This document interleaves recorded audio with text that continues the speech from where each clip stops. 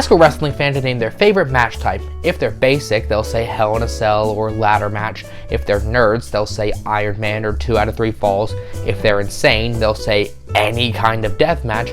Or if they're wrong, they'll say Punjabi prison or anything on the pole. But if they're cool, like me, then they'll say Royal Rumble. It's just the best. It really is. People tune back into WWE every year in January to see how the Royal Rumble will go down, because it's just the best. I mean, there's really nothing more I can say about it. Since 1988, so many legendary names have put themselves in the history books by winning the illustrious match. The Rock, John Cena, Steve Austin, Ric Flair, Hulk Hogan have all gone down in history by winning this match. But there are some legendary names that have not been given the opportunity to win the Royal Rumble, and it's a shame.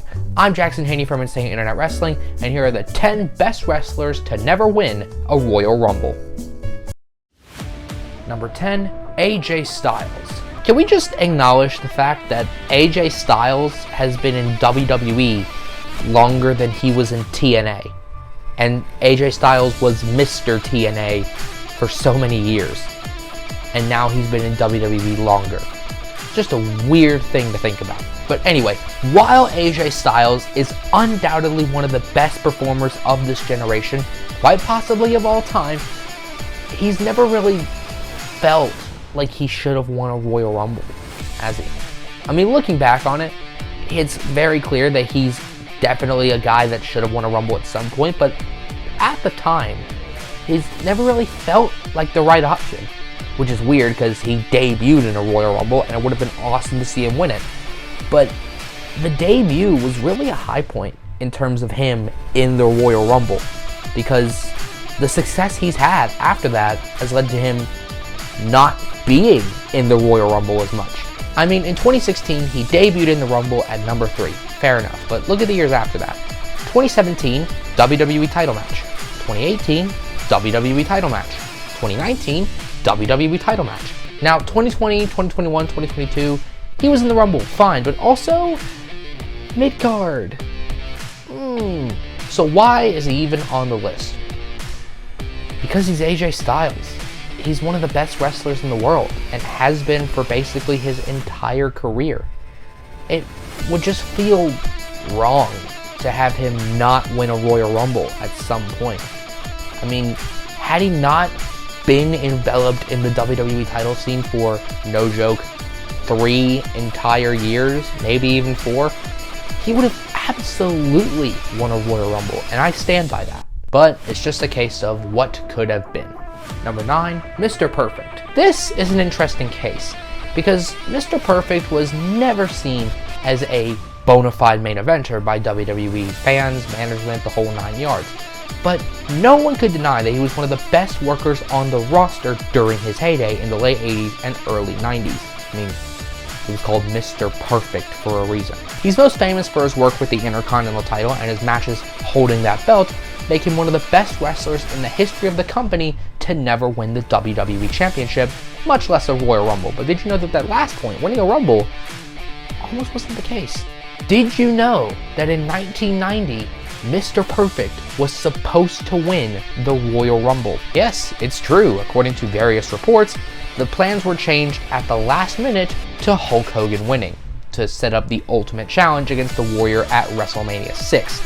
But imagine if politics hadn't gotten in the way and Mr. Perfect had actually won the Royal Rumble, which would have made more sense because, well, Hogan was already champion. He really didn't need it. But just try to think. Mr. Perfect winning the Royal Rumble. I mean, I don't know what would have came out of it because WWE didn't really start the whole if you win the Rumble, you get the challenge for the championship at WrestleMania thing until 1993, but I digress. Him not winning the Rumble is a crime. And his win, had it happened, would have been, dare I say it, perfect. Number 8, Eddie Guerrero. Now, unlike Perfect, Eddie, to my knowledge, was never booked to win a Royal Rumble, but it is kind of fitting that after his passing, they gave Rey Mysterio, Eddie's closest friend on the roster that could have been taken seriously as a main eventer, sorry Chavo, they gave Rey a Royal Rumble win. Rey doing what Eddie could have done to honor his legacy. And I think that's nice, but it makes you wonder, Had Eddie lived, could he have won a Royal Rumble? In my mind, absolutely. I mean, he was already a former WWE champion by the time of his untimely death. So him winning a Rumble, to me, isn't that out of the question. I don't think it would have been in 2006 because reports say that Eddie was supposed to face Shawn Michaels at the show, and at the time, Michaels wasn't holding a championship. So I don't know who it would have been in 2006. I just know it wouldn't have been Eddie. But down the line, oh, absolutely. If he was still wrestling in 2011, I absolutely would have had him win there. I mean, gives us someone other than notable prick Alberto Del Rio, so I'm on board. But enough fantasy booking stuff. Eddie winning a Rumble would have been the nicest thing, wouldn't it? I mean, him winning the WWE Championship was epic and all, but imagine him having a chase for the championship and that chase starting by winning the Rumble. And no less him cheating to do it. But you can't really cheat in a Royal Rumble. I mean, I guess you can because Austin did it. Whatever.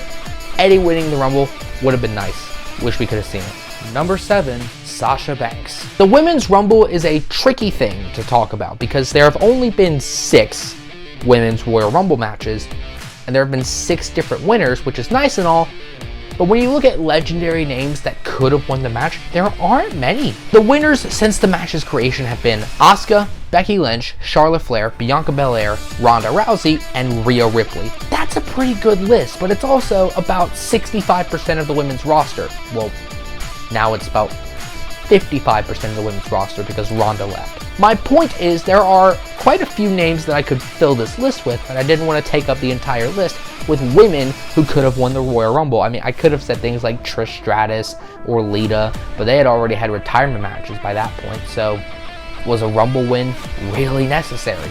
No. To me, the one woman that absolutely should have won a Royal Rumble at some point is Sasha Banks. Sasha was one of the primary reasons the women's revolution, trademark, got off the ground.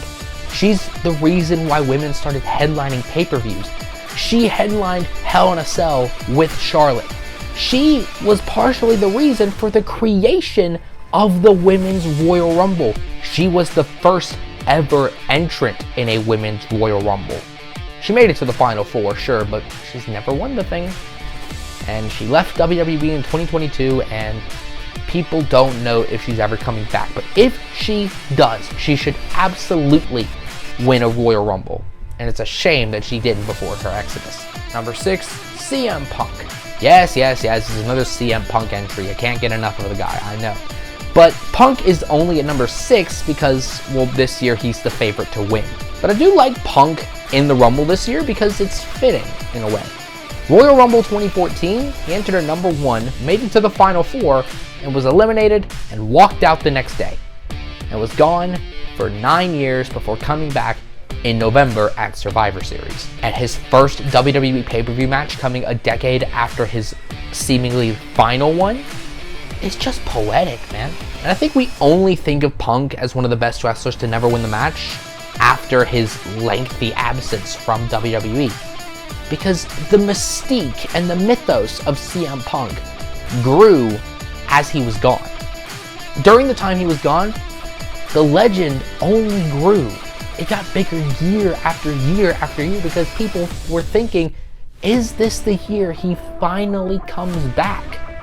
And last year was finally the year that he came back. So now, having him win the Rumble feels huge. And according to lots of people, also me, because I made an entire video about it, click there to watch it, he is absolutely the favorite to win the Rumble. And to me, there really is no better time to do it than now.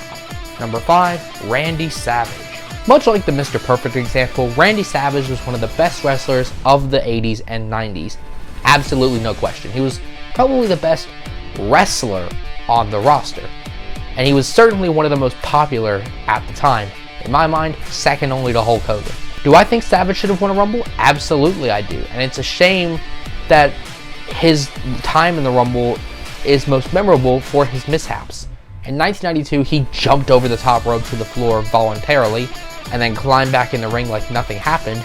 And WWE had to hastily make up a rule that said you have to be thrown over the top rope by somebody, which doesn't make sense because Andre the Giant walked over the top rope because a snake was in the ring and he was eliminated, so what gives? Anyway, in 1993, he tried to pin Yokozuna after hitting an elbow drop and then was launched over the top rope.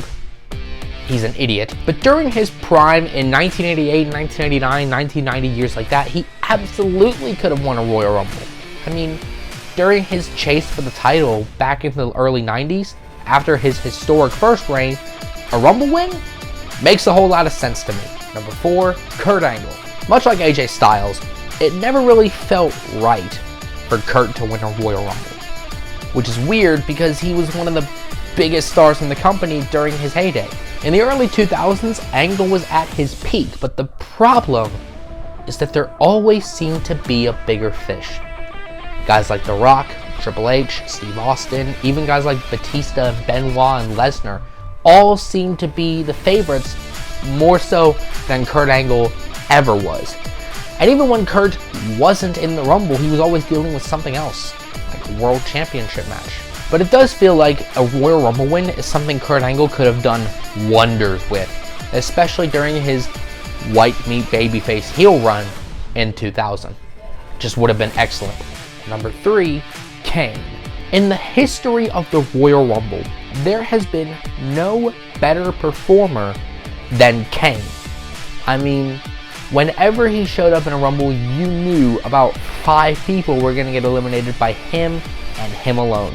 He was the MVP of the 2001 Royal Rumble, which is one of the best of all time, and he's been a human highlight reel in almost every single Rumble he's ever been in. Almost. But it's a point I keep coming back to. Kane never felt like the guy to win it. WWE never really took Kane seriously as a main eventer. I mean, they did for one day in 1998. Literally, it was a one-day title reign. But that was it. He's always been this close to the main event, but never quite getting there. And yeah, he's had a reign as World Heavyweight Champion, but does that really count? I mean, of course it does. It's a world title, but you know what I mean. They never took him seriously, is what I'm trying to say. And a Royal Rumble match never really seemed right for him. But still, God, it would have been cool to see. Number 2, Daniel Bryan. To me, numbers 2 and 1 in this list are interchangeable because, well, they're personal entries for me. I feel like these two guys could have won the Rumble at least 2 different times. For Bryan, it's 3. 3 different occasions in which he could have won the Royal Rumble. 2014, 2015, and 2021. 2014 is infamous. He wasn't even in the thing when people were clamoring for him to be in it. They booed Rey Mysterio. That's how mad they were. Another infamous one is 2015 when WWE said, okay, fine, we'll put him in and then eliminate him early. Haha, screw you too, WWE. But 2021 is big because it was Bryan's last chance to win the Rumble. We didn't know it at the time, but it was. I'd actually picked Bryan to win, and he didn't even make it to the Final 4. I was livid after that one. 3 chances to win, 3 chances gone up in smoke. If he ever comes back to WWE, he has to win a Rumble. He just has to. And number 1, Chris Jericho. If Kane wasn't the best performer in the history of the Rumble, Chris Jericho absolutely would be. I mean, the dude has spent nearly 4.5 hours of his life in the Royal Rumble, just in the Royal Rumble, and he's garnered so many eliminations.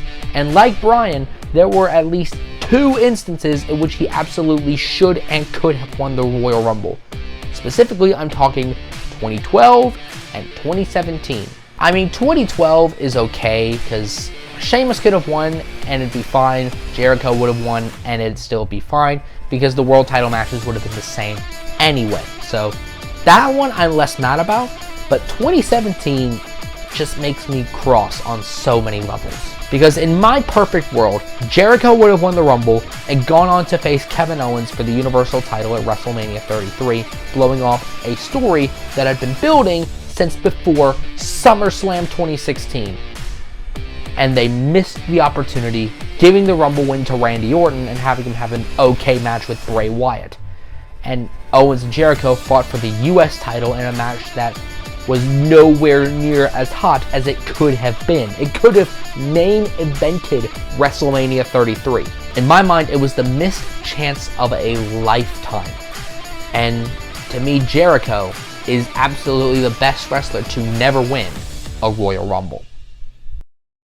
And that's the list. Thanks for watching. Did I miss anything out? If I did, tell me about it in the comments section down below. Don't forget to like this video, share it, and subscribe, and you can follow me on Twitter here. I'm Jackson Haney from Insane Internet Wrestling, and I will see you soon.